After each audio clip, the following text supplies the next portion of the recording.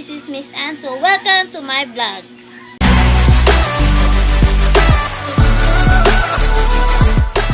So, for today's video guys, so nakita niyo sa akong video na naglakaw ko. So, actually guys, padun ako sa simbahan ani. So, wala na lang ako gi-videohan ng uban na akong giagian kay para dali na lang. So, dali na video guys, nisud na ko sa pulo kung asa naka-place ang amo ang church. So, karon na event day na mo guys, kay Resurrection Sunday. So, maong sayo kami ni atog church. So, dili na video guys, ipakita na ko sa inyo ang kaning building na naa sa left side na ko. Actually, gamit ni siya sa mga member na mo sa church and also sa mga Sunday school, sa mga pambata sa una.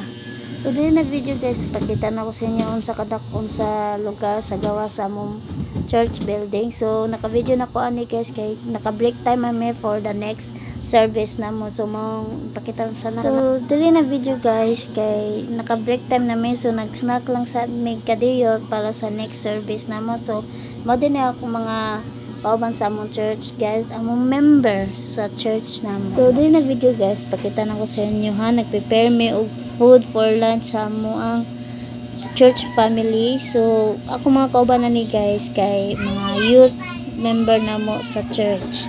So, dili dapita guys, kay nag-start nagkauna nga mo mga member sa church. So, naka-video ra ko kadiyo tani guys, kay na-visit ko sa Picas room sa among church. So, karon na ginin ako siya na video. Kung mao to akong video guys, so salamat sa pagtan-aw. So, like, share, subscribe, and click the notification bell for more update for more coming video.